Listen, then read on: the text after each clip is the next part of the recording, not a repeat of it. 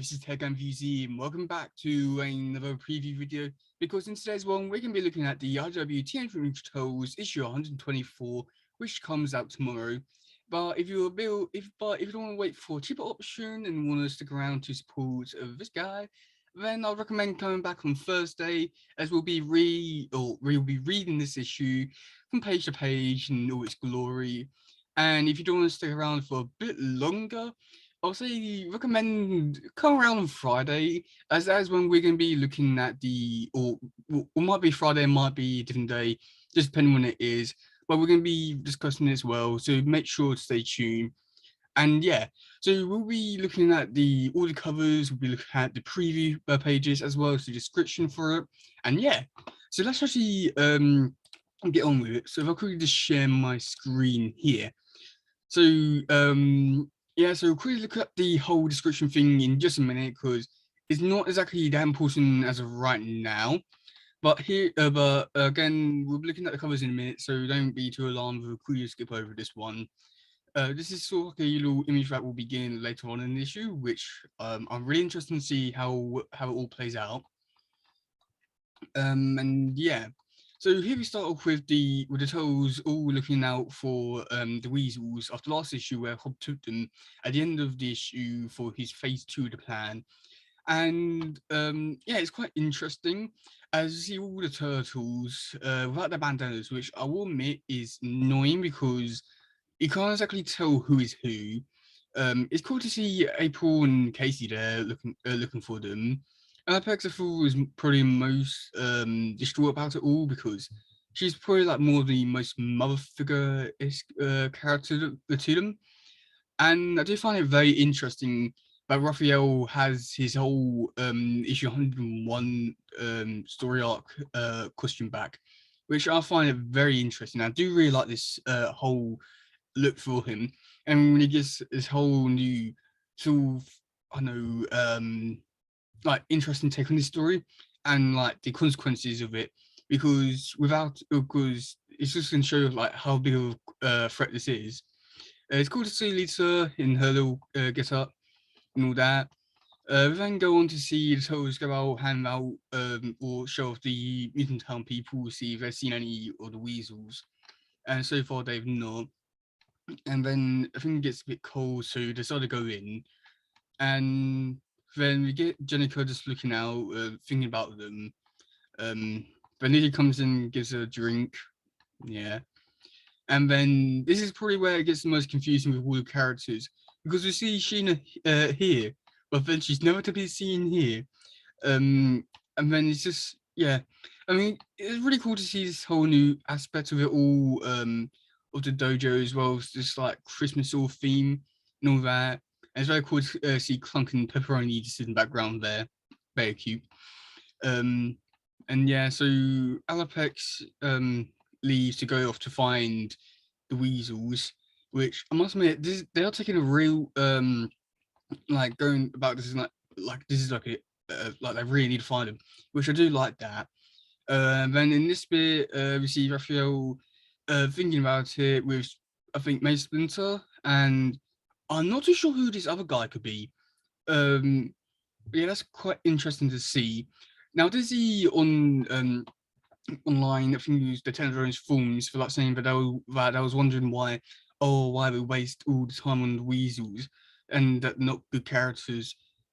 Um, I mean, how dare you? The Weasels are probably the best characters in the comic, and they probably have the most meaning to it.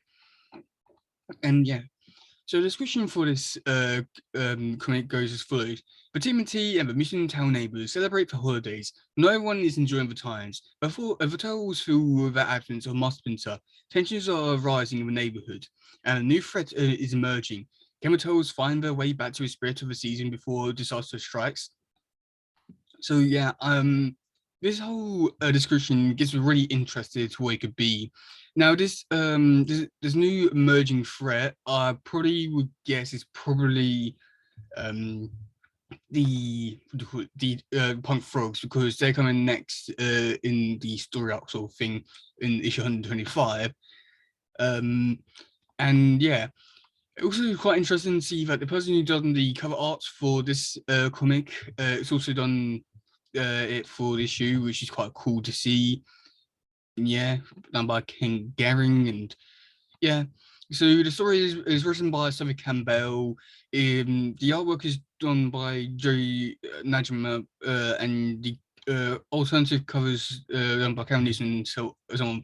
But this description here about the Joji Najima, that's wrong, is done by Ken Gehring. And then we do have other covers. So we got the regular cover A, which is done by Ken Gehring, as I said before. We got cover B, which is done by Kevin Eastman, which it looks good and all. But I won't lie, it looks a bit disappointing because it doesn't have Jenica in it, and it's not really much of a story one, which has a bit of a downside to it. We got, I think it's Nathan's, oh no, Ethan Young. Am I reading that correctly? Yes, Ethan Young, who's doing this one, which looks more like the Mirage comic tales, which is always good to see. We then have we've got the cover RE con by Menu Sylvia. I'm probably saying his name wrong. I'm sorry. Which just tells being on the pole, no, not pole tokens, foot soldiers suspended in the background. We then got this one, which is the cover AOD collectibles drawn by Sean Daly, which is this one. It looked cool and all. It gives me vibes of the 2012 Turtles a lot, which I think is in a good way. We then have this one, which is the cover RE Big Time Collectibles A and B, which is just 4 turtles, which is Raph, Mikey, Donnie, and Jenica in summertime, which I feel like this is probably the wrong time of season. I mean, the birds might be in Australia. But then the cover B one is just the same one without the title or anything like that. We then got this wraparound cover, which is the cover RE Collector's Cave by Raymond Gay. Yeah, this one looks interesting and cool. I wish there was just more to the story to it. We then got this one, which is what is it?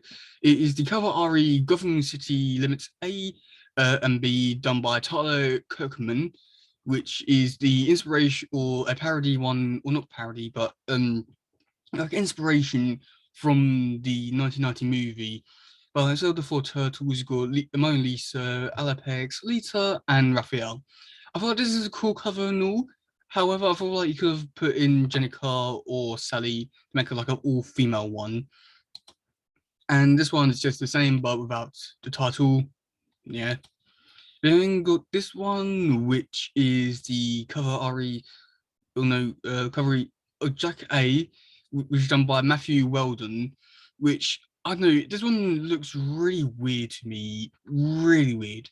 The tails are there, Jason April, nah, but Anapex looks the most weirdest. Then Bim Rock's steady in the background for some reason. Yeah. You got cover RE Jax B done by Tessa Rosa. Is her name Rose?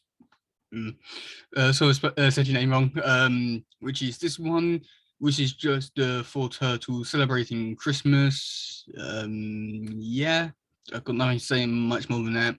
It does give me more vibes of the 1987 Turtles in terms of the bandanas, or no, the belt buckles with having names on them. And then we've got the final one, which is the cover RE showcase comic books and collectibles done by Tim Latty and Steve Levenger. And this one gives me vibes, so much vibes of the 2012 show. And it's actually a cover inspired one done by the one, if you can see in the background there. So that's pretty cool to see that they are going back to more roots. However, it feels a bit out of place because it's not a Christmas one and it's not having to do with the story, but I can understand it with being exclusive, sort of exclusive, but yeah, this one's just okay. But yeah, that's gonna be it for today, guys. Let me know like what you think of this comic so far. Are you interested? Are you looking forward to it? What do you think of it? What cover are you gonna be picking up? I'm probably gonna be picking up the cover A because that probably looks the best. I mean, if any of them had the weasels on it, then My mind will be a lot different. I probably will try to go for some of the other ones because they do look quite interesting. Like this one here, this one looks really cool, and like this one looks okay. Even it survives of 2012. Also, this one looks really cool as well. So I'll see what ones I'll be able to pick up, but I'll definitely be again cover A. And yeah, I'm interested to know like what ones you're getting. And yeah, so that's gonna be it for today, guys. If you do awesome, please share, like, subscribe, and stuff. Goodbye, yo. Bye.